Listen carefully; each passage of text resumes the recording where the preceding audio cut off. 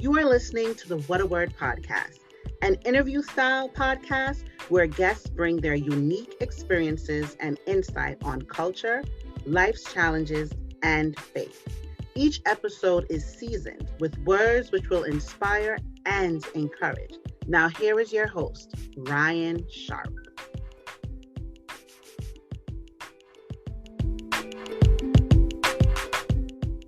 Welcome to the What a Word podcast. I want to thank you as always for your engagement with conversations that inspire, whether you're giving feedback on our YouTube channel or just on any of my pages about how the conversations have impacted or inspired you. It is appreciated.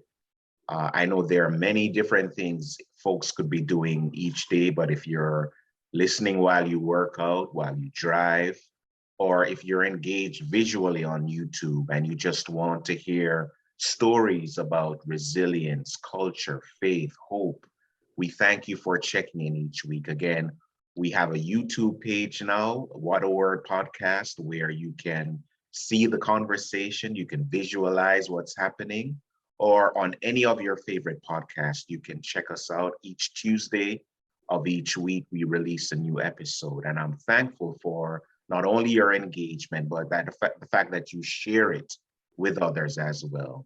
Anything we can do to get the word out to encourage and inspire, it's appreciated, and I will never take listeners and viewers for granted.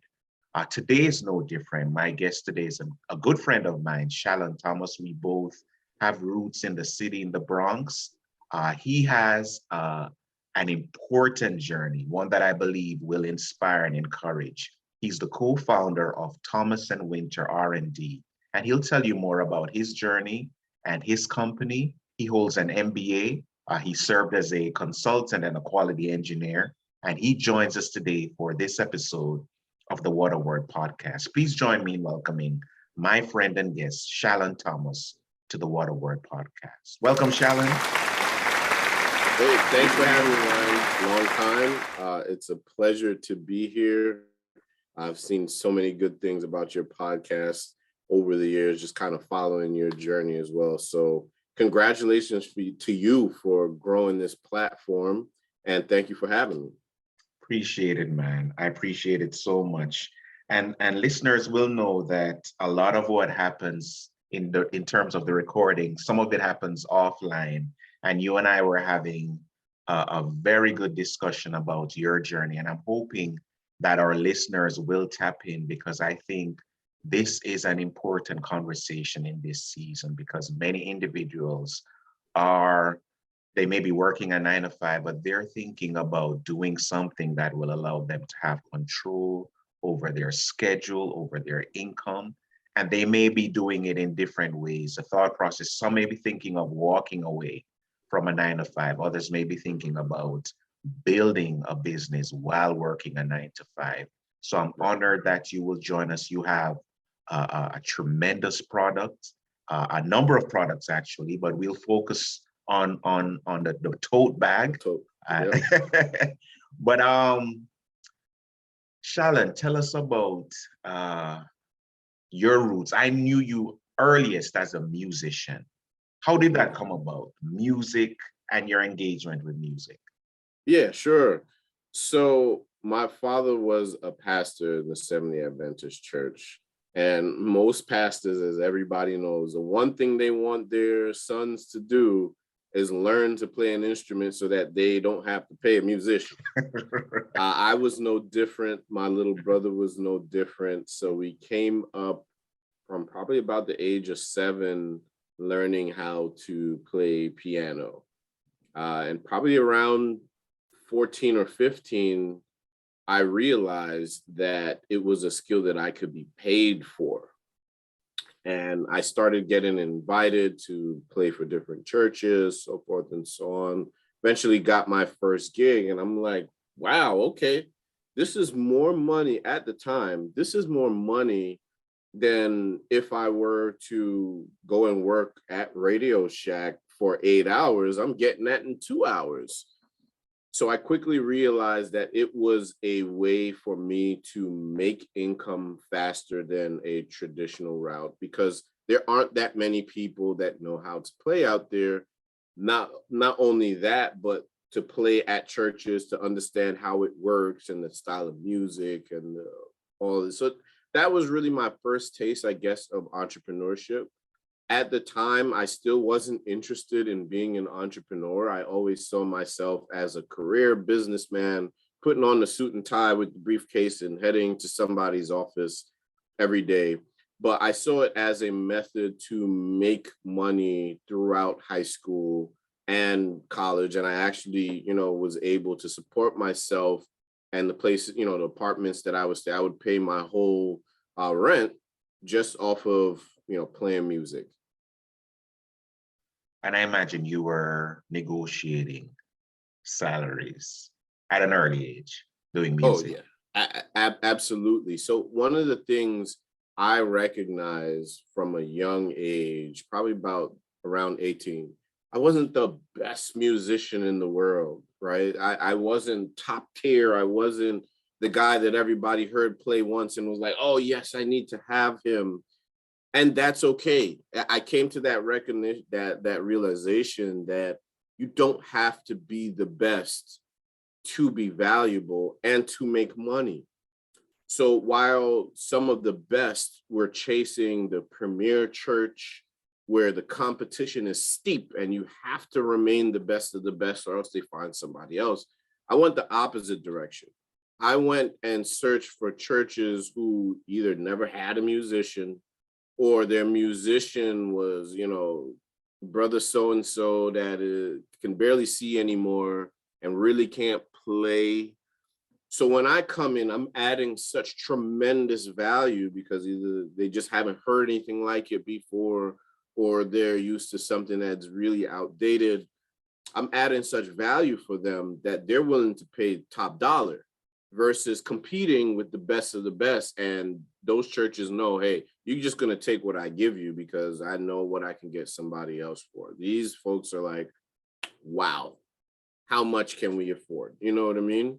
So that was my methodology behind where I chose to play, not outside of still supporting my home churches and stuff. This was like additional churches because at one point I was playing for maybe 3-4 churches in the weekend. And in negotiating the salary, what I found is you work with what they can afford. You get in there, you allow them to get comfortable and see the value that you add. And then you talk about, okay, well, I came in to do this because I wanted to work with you guys, but I really should be making X, Y, Z. They're now in a position where they've gotten so comfortable and you've added so much value and they're starting to see more members come to church and stay in church because the music is so much better. They can't afford to lose you. So they're like, yeah, we'll work with you. And that's really the methodology that I've used to negotiate on every front ever since. If it's not exactly what you want getting in the door, as long as you see a path to adding value quickly and showing somebody, hey, you need me, you can always get more. That's powerful, man, because I have, in speaking to individuals who are in the STEM field and involved in music, they have made a correlation to music and science, technology, engineering, and math. You've connected the dots, I think, already to music, your engagement, you're adding value, and entrepreneurship. It's a powerful, powerful testimony about what you experienced at an early age because of music. And I'm hoping if there is a parent online who is wondering about the value of teaching your child or having him exposed to an instrument, it is far-reaching. It's beyond what we're seeing in this moment. And Shallon has just made the connection. And we'll touch on some of those principles later as we discuss entrepreneurship as well. So you're, go ahead, man. I'll jump in on that and say, as a parent, allowing your child to learn an instrument and having them stick with it, because at 7, 8, 9, 10 years old, they're going to want to do it for a month. And then when they realize it's not easy and they they can't classically play a whole piece. Most children are going to say, this is boring, I don't want to do it. But have them stick to it, because it teaches them a few things. It teaches them that you can't do something for a month and quit. And two, anything that's really worth doing takes a long time for you to actually learn. But lastly, it always gives your child a fallback. So if they lose their job, if they get sick, there's something that causes them not to be able to do their career at the point in time. Having some type of training with an instrument will always give them the opportunity to fall back on something that most people can't do.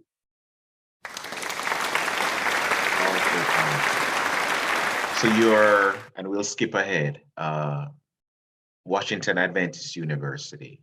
Yeah. What were your career options at that time? What were you thinking? This is where I'll find my footing. This will be my 9 to 5. Where were you at that place when you were at the university? Yes. So I always had this kind of love affair for putting on a suit and tie and having a briefcase and going off to the office. You see it in all the movies growing up, and I was like, I think that guy is me. That's who I want to be. Fast forward today, I don't want to do that at all, because I did it for a long time, and now it's like, the suit and tie. I'd rather be in pajamas all day. But I digress. Back then, that was what was important to me. So I'm like, if I go into business, I'll make decent enough money and I'll actually look the part. So the two things I was really good at back then was computers and just kind of having some business acumen without knowing that it was business acumen. So I was really focused on business and information systems. And I was actually the last major at Washington Adventist University to have a business major with the information systems minor, which information systems is really just like computers and IT. When you say you were the last, did they phase it out after? They phased it out. They didn't have enough people coming through that specific pipeline with that emphasis. So I was the last one.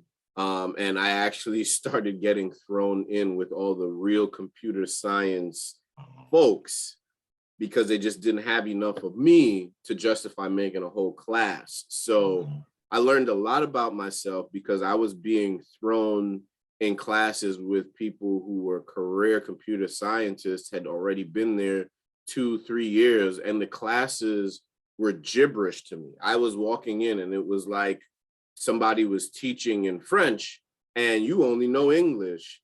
And I literally, that was the first time I had dreams about finding the answers, because I was staring at something I didn't know for 5-10 hours a day and saying, if you look at this long enough, eventually it will make sense. And then out middle of the night in a dream, it'd be like, here's how you compute that. I'd go plug it in the morning and it would work.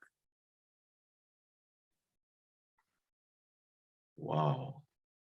So tell us about what you were exposed to via internships and how, because your bio reads that you had some experience doing quality engineering, and listeners would know Shallon and I spoke off the record, and I thought my man has an engineering focus as well, emphasis degree. Clarify for us what you were exposed to in terms of internships and how you got into quality engineering. Yeah, for sure. So the other thing that I kind of grew up having wow, I would love to do something like that, is I've always been into sci-fi. I think James Bond, all the gadgets that he has in the car with missiles on it and all that cool stuff. So because I was in school in the DC area, that is where all the defense contractors kind of stayed, where they live. And I was like, well, I need an internship. Why not try and get an internship with a defense contractor? Because if that works out, I probably will get to see some cool James Bond stuff, and I might get a secret clearance, and they might send me to Mars secretly. Who knows, right? So that's why I went that route. I had no idea at the time that I was going to get into quality engineering. I just knew that I wanted to do something somewhat business related and I wanted to work for a defense contractor. So when I walked into the interview, they were like, okay, well, this is what the position will be doing. Knew nothing about it, but I was like, you know what? I'm going to walk in like I own the place, and I'm going to do the best job that I can. And the person that was interviewing me after I was done said, you know what, to be honest with you, you did better in that interview for an internship than people who are trying to get a full-time job doing it. You're hired, basically. And I actually, he's still a good friend to this day. We talked probably a couple of days ago, and this has been maybe over a decade at this point. But he ended up hiring me, and off of that internship, I ended up getting a full-time position in my field. I was probably the only Black man in that company at the time. There was one other, and he was probably 30 or 40 years my senior. So there were only 2 Black men in an organization of thousands. So you've given us a principle there, Shallon, because I don't imagine you had any exposure to quality engineering from any career days from high school up to that point. Mm-hmm. There's a lesson there, and I'm hoping you can amplify it for us. How can we find our passion via internships? And I mean, while I'm asking the question, Mm-hmm. I'm wondering if many of us will find our passions by accident. So I'm hoping you can clarify that for us as well. Yeah, absolutely. So I've recognized that passion for me when it's difficult to quantify and it's difficult to define because it's slightly different for everybody. But passion for me is always wrapped up in 2 things. One, it's wrapped up in a concept of what intrigues you, what interests you, what wakes you up in the morning. And then 2, it can't be completely self-serving. It can't be. It has to be something that serves a greater goal or a greater good than just yourself. So for me, I quickly realized that my passion was solving problems. It didn't matter what kind of problem it was. It could be, phones are breaking. Every 3rd phone that comes off an assembly line is broken. Why is that broken? Or it could be, okay, why is there an inequity between what this person is making and what this person is making if they're doing the same job? It didn't matter. I loved solving problems. So I think too many times people get caught up where it comes to passion. They get caught up in what they feel the role is going to accomplish or what it's going to do. Like nursing, for instance, like, oh, I'm passionate about being a nurse. Okay, well, a nurse does so many things. What's the concept behind what you're doing there? And I think the concept is you like helping people get better. So there are so many things outside of nursing even that if you fell into, you can fall back to, I just like helping people get better. And it's not self-serving. Yes, I get paid, but I'm helping someone improve their life. You see what I'm saying? So I feel like that is where passion really lies. It is twofold: figuring out that base concept of what makes you tick, and then making sure that it's not self-serving and that you are working towards a greater good. And really, that's what quality engineering is. I got lucky and fell into it because, like you said, it's not something that's in textbooks out there that people will go search up and find. But quality engineering is all about solving systemic problems across an entire company. So I was working at that point for a $2 billion company. So you can imagine there are always little things across the company that's like, this is a problem. How do we solve it? And as a quality engineer, your whole job is to get into the process, map out the entire process, figure out where the root of the problem is, quantify that for the VP or the CEO, and then work with the people that know the problem or know that specific process really well, because you're not the expert. You work with them to try and find solutions and then make people accountable for those solutions. When that's all said and done, now you can go back to the CEO and say, hey, when we started, this problem was costing us $10 million a month. Now we're implementing XYZ. And now that it's fully implemented, we've saved $10 million and we're actually going to add $5 million in revenue every month. And that's the entire job. So Shallon, there's a listener or viewer who has heard the term quality engineering for the first time, and you've just amplified what a quality engineer does. What background would help to facilitate someone getting into that field who heard what you said and they're like, listen, problem solving, working with people, saving companies money, something I would want to get into? How would I set myself up to get into that area? I got you. So the easiest way would be to study Lean Six Sigma, which is a quality certification. This is not karate now, but it goes by belts. So it's going to go from a yellow belt to a green belt to a black belt to a master black belt. If you can get to, at minimum, a black belt and get certified as a Lean Six Sigma practitioner, most companies don't even care if you have a degree. Now, I'm not saying don't go and get at least a bachelor's in maybe business or something like that, but they are more interested in the certification. Most black belts will start out with a salary over $100,000. And that's not to say that this certification is easy. It's not easy at all. It is going to be like statistics 1000. But if you can get through, I think it's a 6-hour test. If you can get through that 6-hour test, then sky's kind of the limit, because a lot of companies, what company out there doesn't want to save millions of dollars? You know what I'm saying? So it's an easy sell. I would say outside of the Lean Six Sigma black belt, if you could be a PMP, which is another certification, project management professional, that will help. And then ultimately, any kind of business degree helps. So master's or bachelor's in business definitely will help pad that.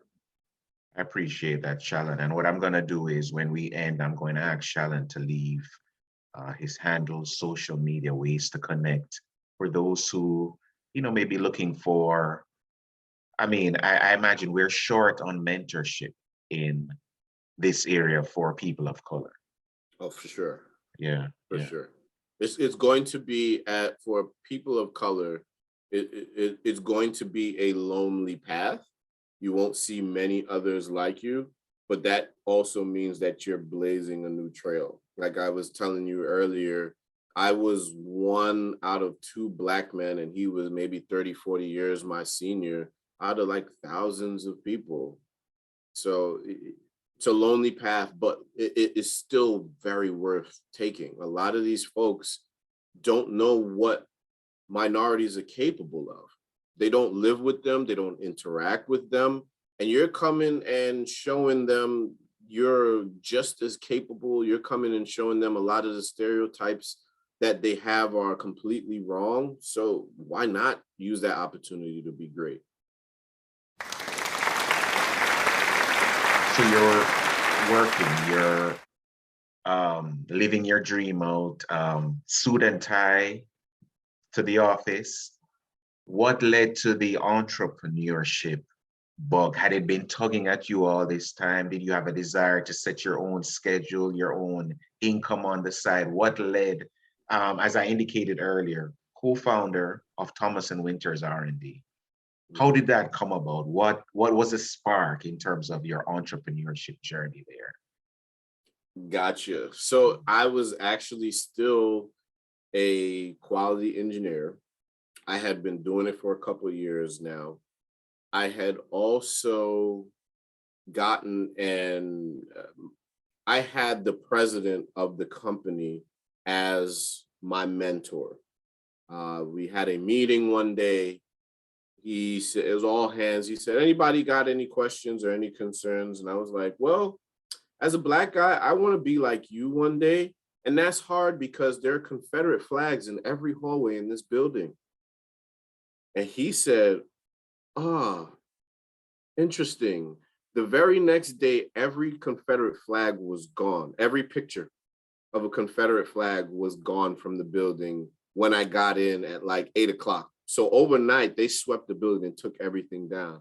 And furthermore, he was like, you know what? I'm going to mentor you personally. Now, that was big because I was maybe 23, 24. And you're talking about the CEO of a $2 billion company that says, I'm going to take the time out to take you to breakfast, all of that good stuff. So all of a sudden, I kind of got the fast track to visibility in this company. I was sitting down with the VPs, chopping it up with the CEO, walking right into their office, which is unheard of because you got to talk to the secretary for them to even let you pass. And I was just walking in like I owned the place. But long story short, I was meeting with him one day, probably right around lunchtime. And he was like, okay, cool. Well, I'm about to head to the golf course. And I was like, the golf course? It's the middle of the day. And not only that, I got to drive back to another office and sit there till 5:30. And he's going to the golf course and he's making 2 million plus bonuses a year. And I'm making my little coins. What's going on here? So in my head, I kind of did the analysis, right? Number one, at that level on the golf course is where big business deals are made. Most people don't know that, but your biggest deals are going to happen on the golf course. I didn't really get it at the time, but afterwards I did. So he was still technically working, but the ideology behind only being there for half a day is really what got to me. And I was like, wow, well, if I want to work on a golf course, or if I want to hit the golf course at lunchtime, I got to be like the CEO. And in order for me to get there, here are all the steps between me and him to get to his position. That might take me 30 years. Then same day, I looked at my retirement fund and when it was going to mature. And they said something crazy like 2060, 2070. And I'm like, I love what I do, but I can't do this for 30, 40, 50 years at this point. I'm so new in my career. I can't see myself doing that. So I literally sat with Sharika that day because Sharika was a good friend of mine prior to that. And every Wednesday we would get together for nachos and just vent about work and life and all of that. And that day we were meeting up after I left, after we were talking about the golf course. I was thinking through the golf course thing and he had left to go. We met up and I was like, you know what? I think the two of us are smart enough that if we were to put our heads together and come up with a business, it wouldn't take us 30, 40 years to make it to a golf course. It might take us 5 or 10. And that was really the end, the tipping point to say, we should try something, and it, for me, it wasn't, I wouldn't have had that conversation with any and everybody. She is one of the smartest people I've ever met. So I was looking at it as, I think I'm pretty smart and I'm good at solving problems. And I'm trying to partner with one of the smartest people that I know. We should find a way to win. And fast forward to today, we still on that train.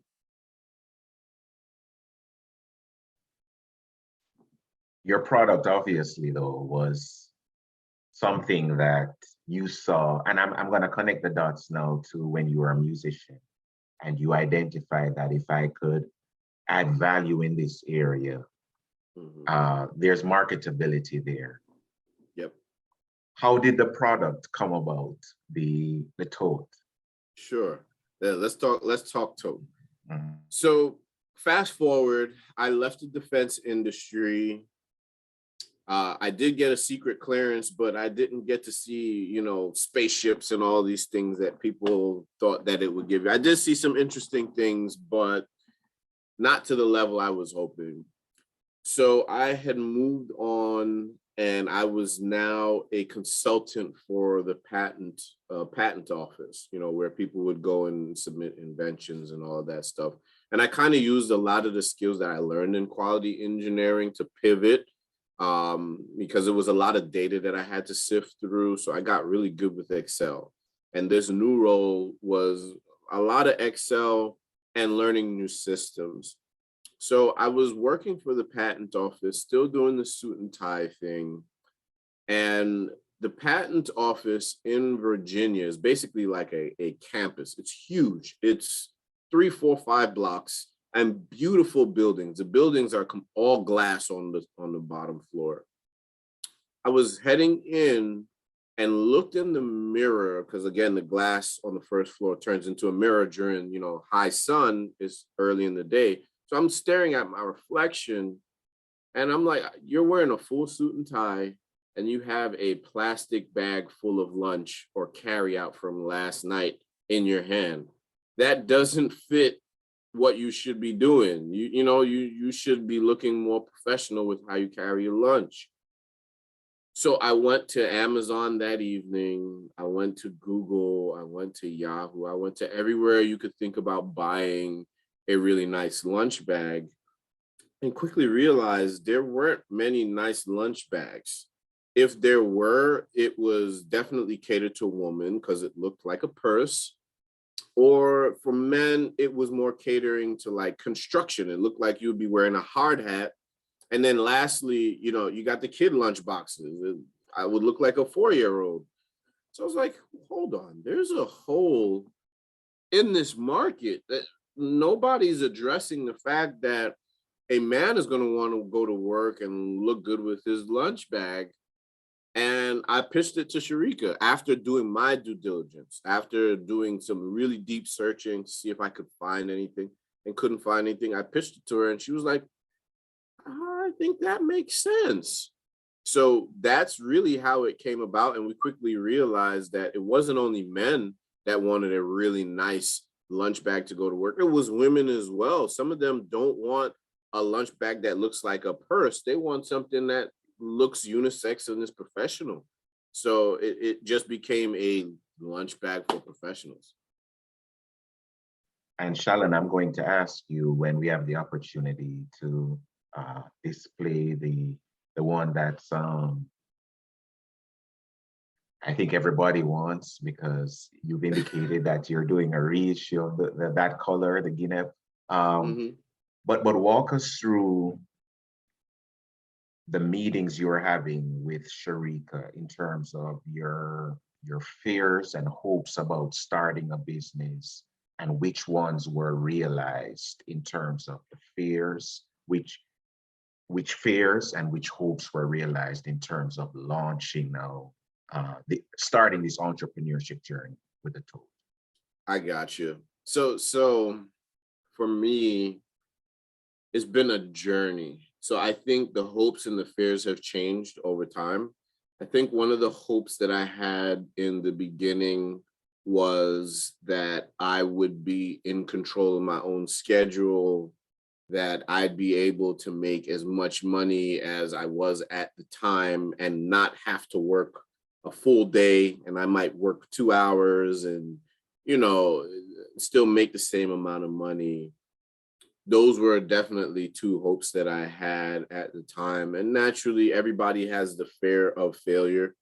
So I also thought, yeah, there's a possibility that we might fail, but it's still worth a try. And then in general, I didn't know anything about it. Entrepreneurship is the one thing you really can't go to school for because it's different for everybody. So naturally, I was just afraid of what I didn't know. So I would start from the top and say what was realized versus what wasn't realized. What wasn't realized, or what didn't dawn on me at the time, is as an entrepreneur, it's the complete opposite. You feel like you are going to start this and it's going to blow up and you're going to make a lot of money and work half the time. And it's the total opposite. You are going to work twice as hard, if not 3 times as hard as you did in your 9 to 5. And in the beginning, you're not going to see a single cent. You might work 23 hours and sell 1 bag. I remember launching a product before and did so much work to get to launch day and sold 0 items. So that idea of, oh, wow, this is a quick way to change my life and my lifestyle is completely incorrect. It might take 20 years for you to reach that place. And I'm saying 20 years because I want it to be profound to whoever's hearing this. There is no shortcut to success as an entrepreneur. And if you find that shortcut by getting lucky and you make $1 million in your first year, the problem is you don't know how to sustain that. You'll take that $1 million and spend it on all kinds of stuff that you know nothing about, and that money will be gone and you can't repeat it again. Entrepreneurship is less about learning a product or a tool or selling a service. It's more about understanding the process of being an entrepreneur. Because if your business fails, you can use that same process and start a new business and it'll work the second time, the third time, the fourth time. Most people that are successful have started 10 businesses that failed prior, and it's the 10th or 11th that shoots to the roof, but that's because they learned from every mistake that they made prior. So entrepreneurship, in a nutshell, is really more about you learning that process of being an entrepreneur. So you always have it no matter what happens with your product or your service or whatever the case is. So that was the first thing that I realized I had to let go of. The second thing is, I'm thinking the money's going to come tomorrow. I'm going to be able to quit. And even if I am working crazy hours, I'm working crazy hours for myself. We started that company 7, 8 years ago. I'm still working full time, and we have not taken a single dollar from the company. Why?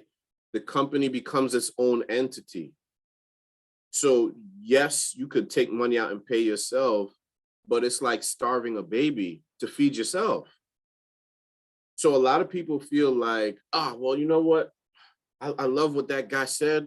I'm going to quit my job today. I'm putting in my notice to start my business. Okay, well, how is your business going to get fed until you're bringing in real revenue? And even when you're bringing in real revenue, how much of it can you take without harming the business itself? The business is going to take more money to run itself. You have bills to pay. The business has bills to pay. The business don't care about your personal bills. So yes, you can take that route. And I know a couple of people that have been successful doing it. But for me and my partner, we were like, we're going to bootstrap this thing and take it as far as we can, but we're also going to continue working 9 to 5 until the business can afford to pay us without harming itself. So that was another thing that I realized. Also with the whole failure thing,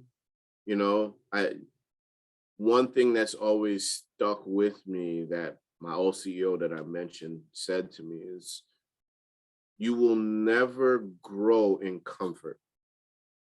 Never, ever, ever will you grow in comfort. You're always going to be uncomfortable when you're growing. Your body betrays you.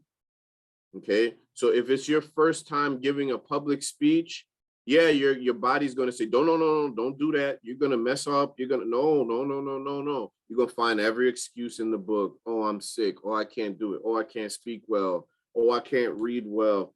And that's your body's way of protecting itself because it's uncomfortable with public speaking. But that's exactly what you have to do because yes, you'll have the jitters the first time you do it. But by the second and third and fourth and fifth time that you do it, you're now growing a new skill that you didn't have before. And that is the process of entrepreneurship. Don't take this path unless you are willing to be uncomfortable almost every single day. I've been doing this for years, and I'm still finding myself in new, uncomfortable places every day. So you have to be in a space where you decide that my growth is more important than my comfort, and I'm willing to continually be in a level of discomfort as I grow this business. And then with the last piece of it, I would say it is amazing to grow something from scratch. It's a beautiful experience, and it has allowed me to do things that I never could have envisioned when I started the company. I knew it was going to be hard. I knew it was going to be long hours and a lot of sacrifice, but I had no idea that it was going to take me to places like Istanbul to meet with my manufacturers, and they would pick me up in a Benz and take me to their facility and take me out to dinner. And it's a beautiful thing, and it's probably one, if not the most significant thing I've done with my life. But it's still the hardest thing that I've done with my life to this day, and I don't think that that's going to change for quite some time. There's also the ups and downs. Like when you see a business that somebody owns, you see 5% that they're showing you. The other percent, this the part that's below the water that you just can't see, is the emotions tied into it. You don't know where your next check is coming from sometimes, or sometimes it's a choice of, do I pay this bill for myself, or do I give that money to my company? Because without that, the company dies. Those are really, really hard decisions to make. And especially when you have a partner, it's even harder, because you're not only managing your emotions, you're managing your partner's emotions. And I'm sure a lot of married people know it is difficult to communicate when tensions are really high, or you have outside stressors. It might not be the two of you wanting to fight each other, but you're at your lowest, you're depressed, you're sad, you want to cry. And you still have to be able to get through work, and you still have to be able to communicate with your partner to move forward. And that has become a big part of what we do behind the scenes, is just learn how to communicate with each other better, understand where we are in our mood elevator. Are we on a high? Are we on a low? And how to effectively communicate no matter where we are in that process. Because with a business, it ebbs and flows. There will be really high moments. Like we were approached by Google for their Black History Month like a couple of years ago, and it was huge. They sent a camera crew. We recorded for 10 hours all across the city in my house. Google themselves put us on Google's YouTube page. It was amazing. So that's a really high moment. But then fast forward a couple months where you're now in COVID, and we have no sales coming through because it's COVID. Who's carrying a lunchbox around the house? So we're trying to figure out, what do we do next?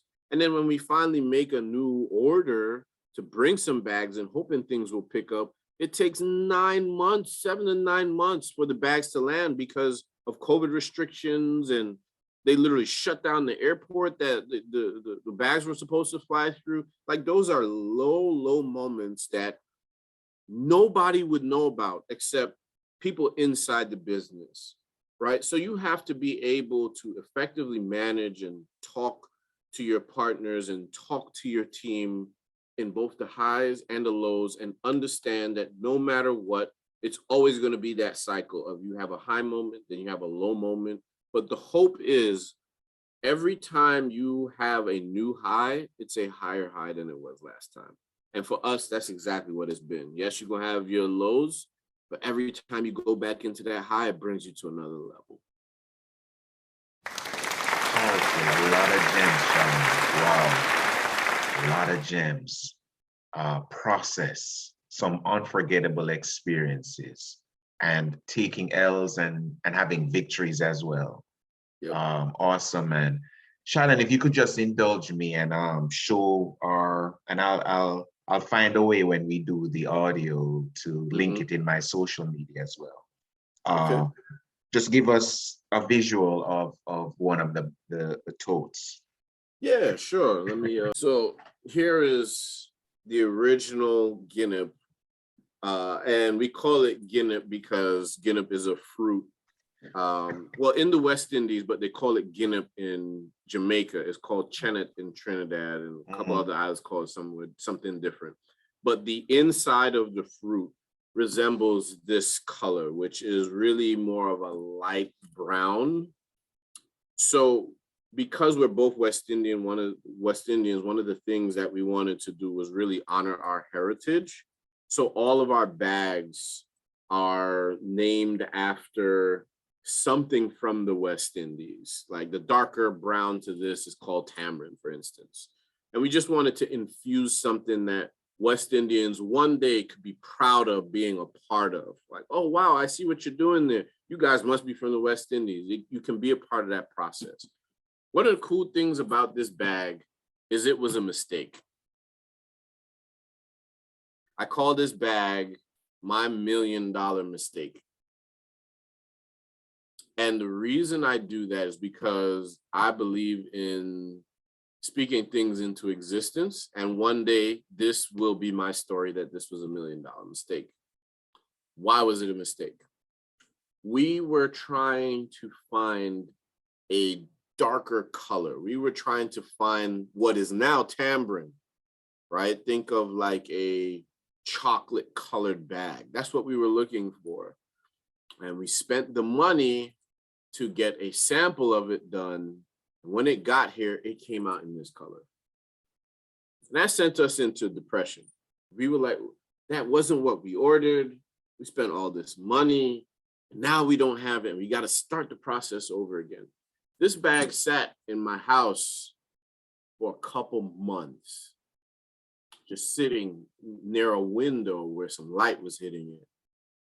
And we said to ourselves, oh my gosh, it's wrong. We got to start over again. But you know what? We already have this. We should see what people think about it. We posted a picture of this bag, and instantly everybody was like, I need that color. And we said, you know what? Why not? We made a run of this color and it sold out. And that has been maybe 2 years going on 3 at this point.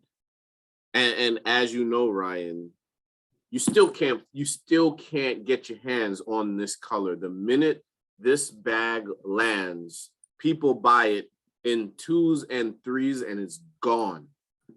This bag was a mistake. Again, we didn't plan for it, and we just got blessed with it becoming our top seller, you know, and that just goes to what I was saying is like, this was a low moment that turned into an all-time high because I now have a $1 million mistake. That's awesome, man. And Shallon indicates in about 2 weeks, those will be available again. Yes, in about 2 weeks, they'll be available. I would say be there in 2 weeks because week number 3, it might be gone. Awesome. Shallon, tell us how we can order the bag. What's the, walk us through the steps. Because someone, I imagine, would have to be intentional to get it on, say, the Amazon. But is there another way we can, connect to the site and get the bag delivered? Yeah, the best way to get this bag is twtote.com. twtote.com. That is the best way to get your bag. Yes, we might sell on some other platforms, but that is going to be the fastest and most efficient way. And also we're branching out now. So we do have like our first duffel bag after realizing that so many people loved our lunch totes. And since we've launched, we've had nothing less than 5 stars on Google and Etsy and everywhere else. So we decided to make this duffel bag as well, which is also available there. Nice. And we'll be doing some more additions throughout this year to really scale into the short-term carry space. So we will have all bags all related to short-term, quick trip to the office or quick weekend getaway. That's where all of our bags will focus as we grow the line. Awesome. And Shallon mentioned the other co-founder, Thomas&Wynter, who I also had on the podcast a number of years ago. But it's not lost on me optics-wise. Both of you are young people of color in this space. What has been, and I guess I'll ask the same question, some of the highs and lows in terms of your visibility in that space? Yeah, it is difficult as a minority. It is extremely difficult as a minority from both ends. And I'll explain what I mean by both ends. One, because you are Black, just to put it plain and simple, a lot of people just won't pay attention to you. You almost have to demand your respect, whereas a white company can walk in and say, this is what I want to do, and people listen. We had a competitor that I think launched maybe 6 months before us. We had a competitor literally go to our Instagram on a Black History Month post and say something along the lines of, oh, your stuff is inferior, the quality is bad, don't buy from them, so forth and so on. This is a white company. And not only that, off of the back of, in my opinion, their color, they were able to find funding immediately. So they were able to scale right away, hire people, have money for this, that, and the third, with no track record prior. And a very similar idea, and in my opinion, a product that is nowhere near as nice as ours. Yet they charge 3 times or 4 times the amount we were charging for our bag, and still killing it and making sales all over the place. So as a minority, that's something that you are going to have tough skin about, and recognize that your growth might be stunted, but that doesn't mean that you shouldn't continue pushing forward, because you will still be successful and you'll be better at it because you had to work twice as hard to get to the same level of some of these companies, of a different persuasion, non-minorities, things that they don't have to deal with and problems that they don't have. You will. The other side to that coin, unfortunately, is Black businesses, in many cases, they don't respect a standard. So I'm sure most of us have seen or heard of it as Black folk. It's like you go to your favorite Jamaican restaurant and the person is super rude. What you want? You know what I'm saying? And you're like, oh, okay, I just came to order. And you'll go back because the food is great, but the customer service is lacking. Or somebody will start, a t-shirt business and you're like, let me go support. And you send them an email because they're missing a size and they don't get back to you for 3 weeks. And then it takes another 6 weeks for you to get your product. And unfortunately, it's to the point that a lot of people expect that from Black businesses. Like, oh, they're not going to be on point. Oh, it's okay. It's a Black business. And that is damaging, but it's also an opportunity. So yes, people have that standard, but that doesn't mean you need to stick to that standard. You raise the bar. And that's why we've been successful. And we're not successful because we have the best bags on the planet. I think we do, but the bags is not what sells to repeat customers. It's the customer service and the overall experience that they have. So yeah, as a Black business, I could say, I'm only going to ship once a week, or I'll ship every 2 weeks. No, I'm shipping within 24 to 48 hours. Why? Because that's Amazon's standard. So if that's Amazon's standard, that's going to be my standard. And if anything, one day I'm trying to beat them. I'm trying to be shipping within the hour. Why? Because you're going to be so shocked. Wow, I just ordered that, and I got the confirmation already, and it's on the way to the house. Wow. Now from there, all I got to do is couple that with a great product, and guess who's coming back to me versus going to search on Amazon? You see what I'm saying? So that was the other piece that you really have to worry about, because there is, as a Black or minority-owned business, there is that stigma that you have to get past. And it's also just not going to be as easy for you to get funding. Lastly, the world has shifted in the past year or two to recognize that there needs to be more equity around Black ownership.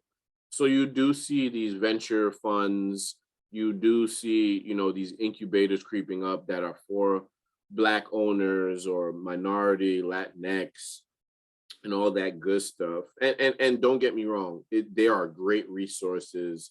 You will learn a lot from doing a incubator. You'll learn a lot from talking to venture, all of that good stuff. But if you are not in the tech space right now, it is going to be 10 times harder for you to get any kind of investment from venture capital or even angels, right? So people understand. Angels more so give you small dollar amounts, 30, 50, 100,000. Venture capital is where you're stepping into the hundreds of thousands, sometimes millions in investment. But they want to see a path. If they gave you $1 million, they want to see a path to $1 billion, right? Most angels and most venture capitalists are only interested in tech.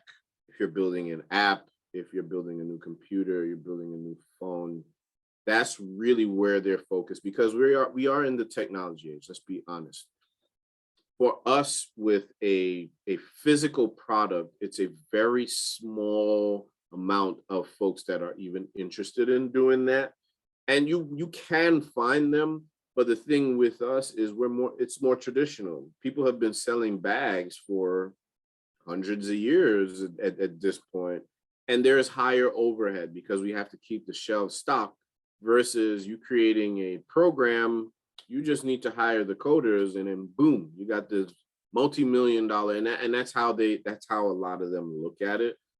So it's not to discourage anybody, but you got to understand, you might be bootstrapping. If you do a physical product, you might be bootstrapping. And when I say bootstrapping, using your own money to fund the company for far longer than if you were doing something IT or technology related. And there's really nothing wrong with that. So ultimately, for us, what we've decided to do, because we have had opportunities for funding.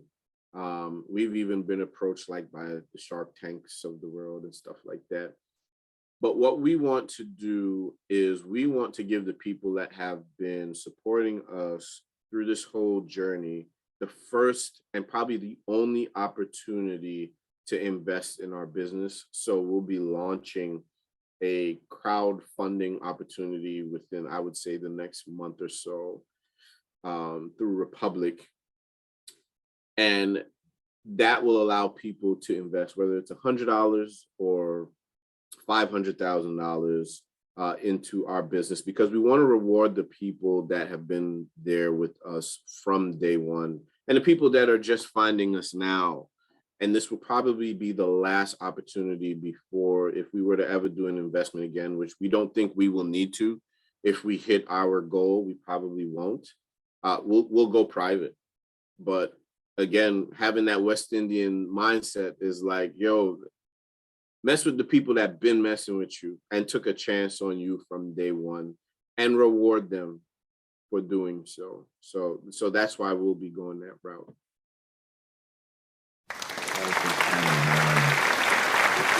You gave us so much because I see even in terms of the process, thought process and otherwise, the language, um, even in terms of financial health and awareness, it's layered what you've just given us in terms of our approach to business, entrepreneurship support, community investments. It's very layered. I'm so proud of what's happening for you and your company. Please give us all of your handles, man. How can we connect with the journey and find out what's going on with your company and you as well? Got you. So the best way to connect with me is probably Instagram, and Mhm. it is my name, Shallon Thomas. At Shallon Thomas, SHALLONTHOMAS. You can find me on Instagram. That's probably where I'm most active. And other than that, if you go to the TW Tote website, twtote.com, and you reach out to Let's Chat and you want to get in contact with me specifically, my customer service folks can always reach me. So just say, hey, wanted to tell Shallon XYZ, or, feedback for Shallon, and that will get to me as well. And then I will reach out directly back to you. Awesome. And so finally, Shallon, it's a quote now I'll be using in the future on ongoing uncomfortable growth. Yeah. Someone listened to our conversation. They're aware of some of the success principles you've laid out. It's now made clearer to them. You've amplified some very real principles for them. And they want to do something unconventional, something that speaks to their heart, something that keeps them awake, something that helps them to get up without an alarm clock. Like you, it may be the desire to solve problems, to make impact, to do something impactful. What can you say to that person, or say something to that person rather, about uncomfortable growth and how it leads to success? Just re-emphasize that for them as we close. I got you. I would say, number one, recognize your own greatness. We beat ourselves up way too much. Oh, I'm not smart enough. Oh, I can't do that. You don't know unless you try. You only take shots that you'll only make shots that you actually take. So recognize your own greatness and try. And if you aren't successful the first time, that's okay. It takes 10,000 hours for you to become an expert in anything. Every time you fail, it's just a lesson learned to do it better the following time. But please understand the basic principle of growth. The basic principle of growth is that it is uncomfortable. You will know you're growing because your body will betray you. You will get nervous. You will not sleep. You're going to want to say no. You're going to find every excuse in the book as to why you can't do it. And that is where you need to recognize that that is growth. If you never have that feeling, if you never have butterflies in the pit of your stomach, guess what? You're comfortable. And that's okay if you only want to stay right where you are. But if you want to get here, you want to get higher, you want to do better, you want to be a better version of yourself tomorrow than you are today, figure out what it is you need to do next, execute, and when you get that feeling in your stomach and you have that urge to say no, that is what you need to do to hit that next level of growth.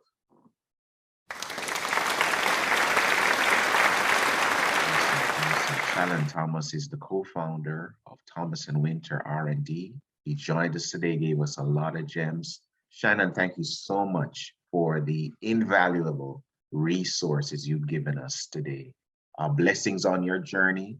I'm praying your success, and I'm also looking out for the Guinness bag as soon as it's available. Wonderful products though, man. Proud of you and your journey. Wishing you much success in the future. Thank you again, man, for being a guest on the Ryan, Thank you so much. It was a pleasure being here. Look forward to watching your growth and talking to you again soon. Thank you, man. Blessings, and we'll keep in touch. Oh, for sure. All righty. Bye.